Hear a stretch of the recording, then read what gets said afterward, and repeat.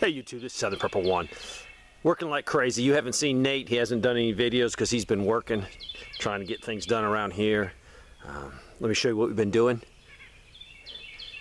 Well, we need to take all this dirt out. Take that tree out,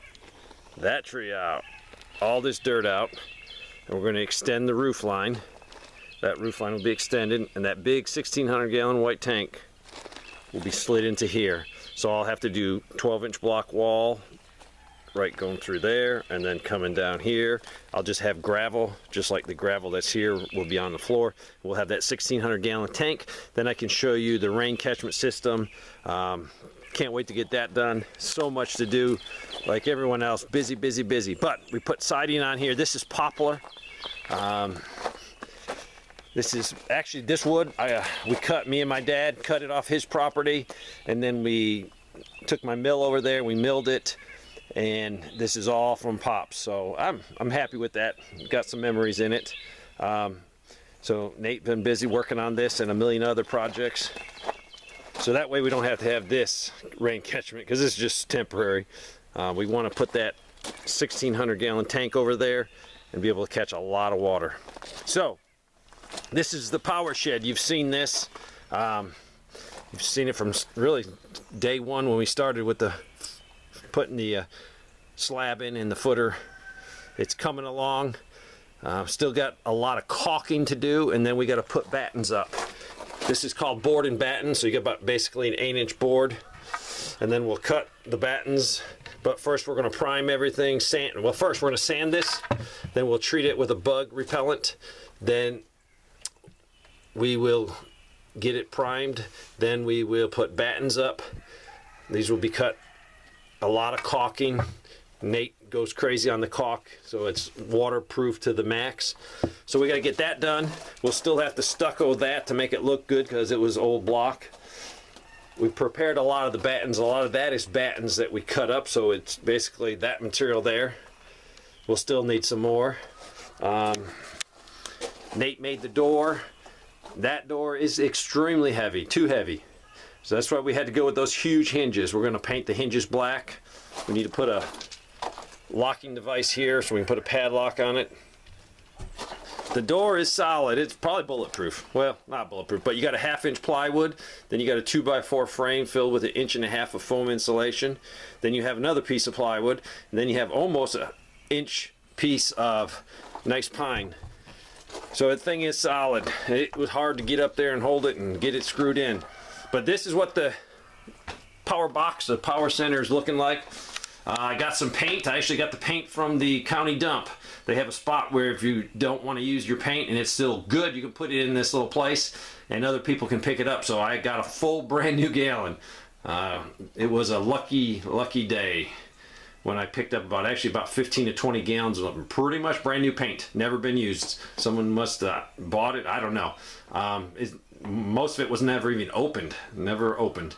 So this was sort of like a, I don't know, tannish, beigeish color. So it worked. So Nate got in here, and this is all fireboard. Everywhere you look is fireboard. It's a 1/2-inch product. Even down here where we had the 6-inch block, he went ahead and put 1.5 inches of foam insulation in here. Then he added the fireboard. So everything is fireboard, even inside here. This is going to be a vent to suck the air out. There will be 3 grow-watt inverters here, charge controllers, that will be sitting here. The reason I'm telling you that is because you can build your own system, and you can see what we're doing, and then just use 1 grow-watt, which will give you plenty of power, much more than one of the portable boxes that I show. Also, Thursday or Friday will be battery day, hooking all these things up and getting started. I will show you why I went with these. There's 12 in here, 8 of one and 4 the other. Different on cost, so we'll have a good test.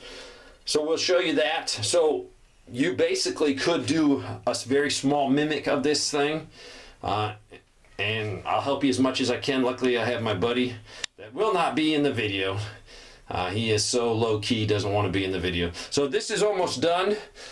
We got to put doorstop on here, weather stripping on here, and we'll be in good shape.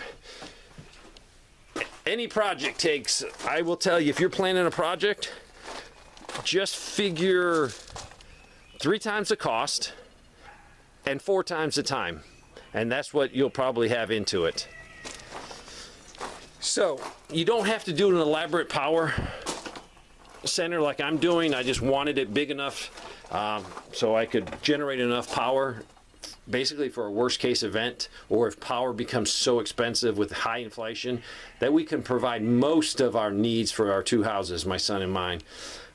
But you can build a small system. You don't have to buy a power box. The power box is just easy because if you have no idea what you're doing, it gives you some instant power that's portable. But if you own your own home and you have the ability to add a little bit, add some panels, building your own set is great. Plus, there's a lot of companies out there that will sell you all the components as a kit, even the wire. So that makes it very helpful. Right now, we're in the process of trying to get as much building materials bought and purchased that we think we're going to need, because everything is going up. It is unbelievable.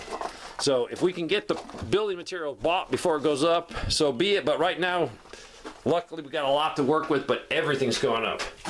This is the wire that will be used to tie in all these batteries, and it is up to $5 and some, I think $5.06 a foot.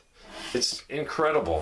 For new prepper starting out, don't be discouraged. Just keep plugging away. The basics, the basics, the basics. Food, water, shelter, security, candles. If you can't afford solar, candles are your friend. Their candles are so cheap. And guess what? They're EMP proof.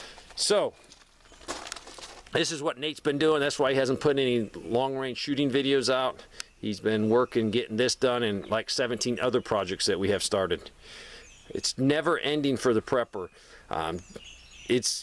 Prepping is the hardest job out there. I haven't met a single lazy prepper. I'm honestly telling you that. If you're a lazy person, you're not a prepper. You might think you're a prepper. You might want to be a prepper, but it is so much labor intensive. Preparing your house, preparing a garden spot. I spent half a day yesterday on one raised bed, getting all my materials, different dirts, different composts, mixing it up, getting the strawberries planted. It took me a half a day to do one bed, and it was like 15 strawberries. A lot of labor. I urge you now, if you're going to grow a garden in a worst case event, start prepping your soil. Start doing something now, because if you just have green grass and you have a box of seeds and you say, when the crap hits the fan, Dave, I'm just going to go out there and plant my garden. If you don't have the ability with a tiller and you have to do it manually and get all the grass out, the amount of time it's going to take you is going to blow your mind, literally. You're going to think, I can go out there and in a couple Saturdays have a garden growing. If it's not a garden right now and it's just regular lawn, hard ground, you have a lot of work to do. So start doing whatever you can now.